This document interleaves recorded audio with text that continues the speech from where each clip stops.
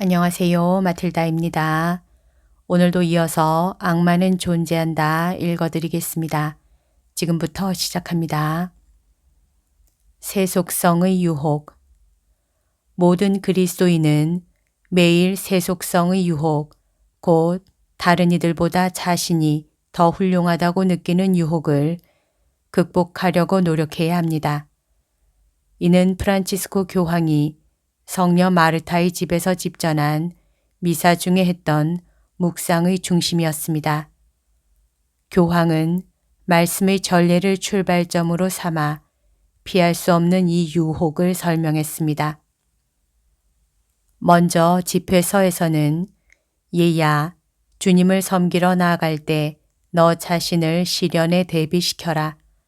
내 마음을 바로잡고 확고히 다지며 재난이 닥칠 때 허둥대지 마라 라고 합니다. 교황은 그리스도인의 삶은 유혹들이 있는 삶이고 우리 모두는 유혹을 받기 때문에 유혹에 대해 준비되어 있어야 합니다 라고 설명했습니다. 교황은 이를 마르코 복음서에서 확인할 수 있다고 말했습니다.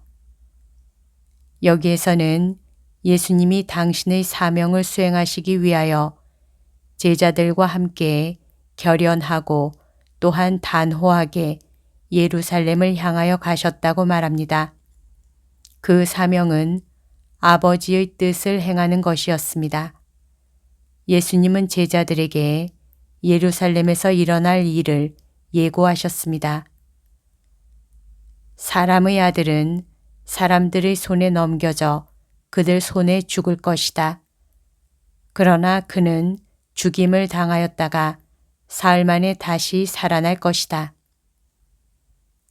그런데도 제자들은 그 말씀을 알아듣지 못하였을 뿐만 아니라 그분께 묻는 것도 두려워했습니다.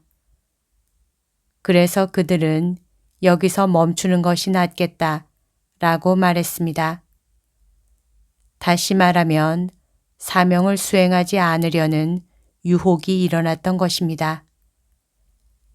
교황은 예수님 당신도 적어도 2번 이러한 유혹을 겪으셨다고 강조했습니다. 첫 번째는 광야에서 악마가 다른 더 쉬운 길로 더 간단한 방법으로 구원을 이룰 것을 제안했을 때였습니다. 두 번째는 베드로 사도가 그분을 유혹했을 때였습니다. 예수님이 당신의 운명을 말씀하실 때 베드로 사도는 안 됩니다, 주님. 그런 일은 결코 있어서는 안 됩니다. 라고 말했습니다. 예수님은 그에게도 사탄아 내게서 물러가라 라고 대답하셨습니다. 사실 베드로 사도는 광야에서 악마가 했던 것을 그대로 하고 있었습니다. 교황은 복음에서 한 가지 흥미로운 점을 지적했습니다. 그것은 제자들이 예수님의 이 말씀을 들으려 하지 않았다는 점입니다. 그러나 제자들은 그 말씀을 알아듣지 못하였을 뿐만 아니라 그분께 묻는 것도 두려워하였다. 마르코 복음을 계속 읽어가면 제자들의 어려움이 어떤 것이었는지 더 분명해집니다. 그들은 카파르나움에 이르렀다. 예수님께서는 집 안에 계실 때 제자들에게 너희는 길에서 무슨 일로 논쟁하였느냐 하고 물으셨다.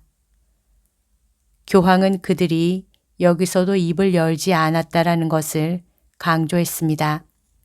하지만 이번에는 부끄러움으로 입을 열지 않은 것이었습니다.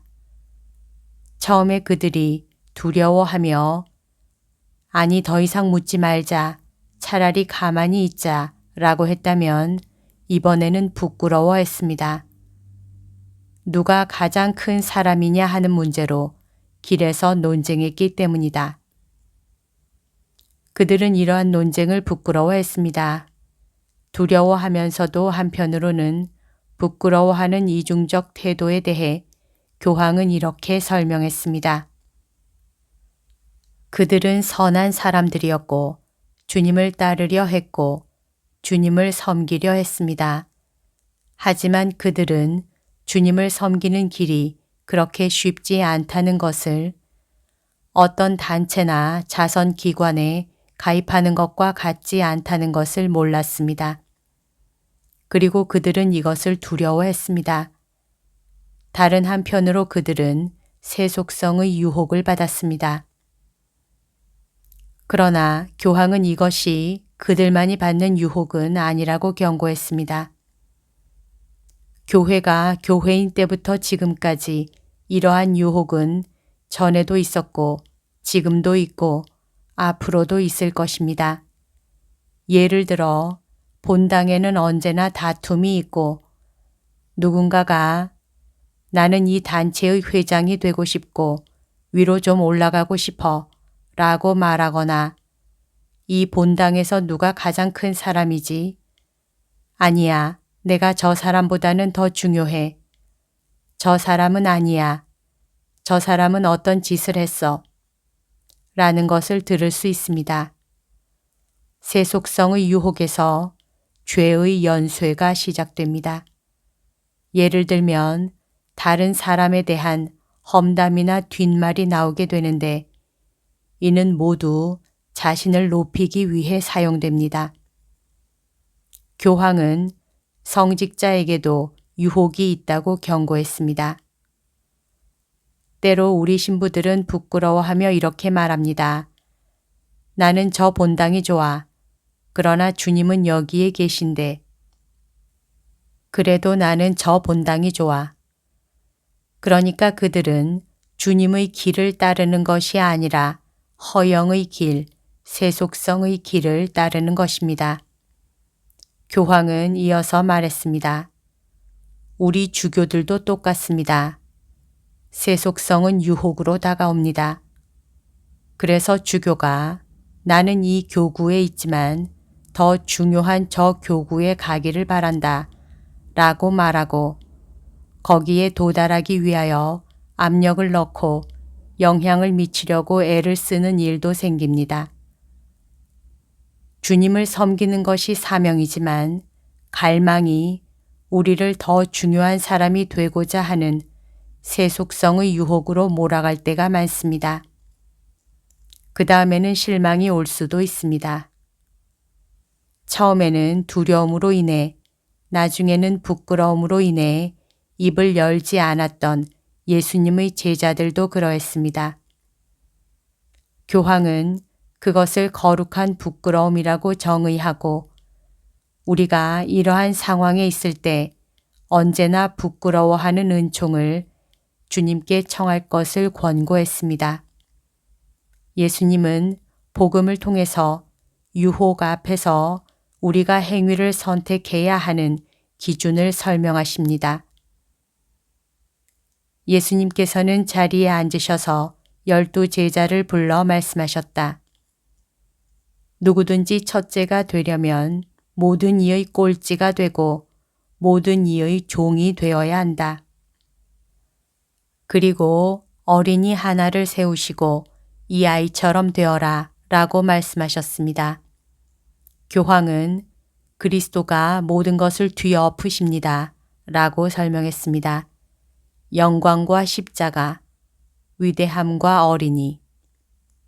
교황은 이 복음이 우리로 하여금 주님께 우리를 야심해서 자신이 다른 이들보다 더 크다고 느끼는 세속성에서 지켜주시도록 교회를 위하여 기도하게 하고 우리 모두를 위하여 기도하게 합니다. 라며 끝을 맺었습니다. 그리고 우리가 그러한 유혹을 받을 때 주님이 우리에게 부끄러움의 은총을, 그 거룩한 부끄러움을 주시기를 청하고 내가 이렇게 생각할 수 있는가? 나의 주님께서 십자가에 계신 것을 보면서 나는 나를 들어 높이기 위해 주님을 이용하려 하는가? 라고 말할 은총을 주시기를 기원했습니다. 또한 우리에게 봉사의 길의 중요성을 깨달을 수 있도록 어린이와 같은 단순함을 지닐 수 있는 은총을 주시기를, 그리고 봉사의 삶을 마치면서 저는 무익한 종이라고 말할 수 있는 은총을 주시기를 청했습니다. 그들이 그곳을 떠나 갈릴레아를 가로질러 갔는데 예수님께서는 누구에게도 알려지는 것을 원하지 않으셨다. 그분께서 사람의 아들은 사람들의 손에 넘겨져 그들 손에 죽을 것이다. 그러나 그는 죽임을 당하였다가 사흘 만에 다시 살아날 것이다. 하시면서 제자들을 가르치고 계셨기 때문이다. 그러나 제자들은 그 말씀을 알아듣지 못하였을 뿐만 아니라 그분께 묻는 것도 두려워하였다. 그들은 가파르나움에 이르렀다. 예수님께서는 집 안에 계실 때에 제자들에게 너희는 길에서 무슨 일로 논쟁하였느냐 하고 물으셨다. 그러나 그들은 입을 열지 않았다. 누가 가장 큰 사람이냐 하는 문제로 길에서 논쟁하였기 때문이다. 예수님께서는 자리에 앉으셔서 12 제자를 불러 말씀하셨다. 누구든지 첫째가 되려면 모든 이의 꼴찌가 되고 모든 이의 종이 되어야 한다. 그러고 나서 어린이 하나를 데려다가 그들 가운데 세우신 다음 그를 껴안으시며 그들에게 이르셨다. 누구든지 이런 어린이 하나를 내 이름으로 받아들이면 나를 받아들이는 것이다. 그리고 나를 받아들이는 사람은 나를 받아들이는 것이 아니라 나를 보내신 분을 받아들이는 것이다. 요한이 예수님께 말하였다. 스승님, 어떤 사람이 스승님의 이름으로 마귀를 쫓아내는 것을 저희가 보았습니다. 그런데 그가 저희를 따르는 사람이 아니므로 저희는 그가 그런 일을 못하게 막아보려고 하였습니다.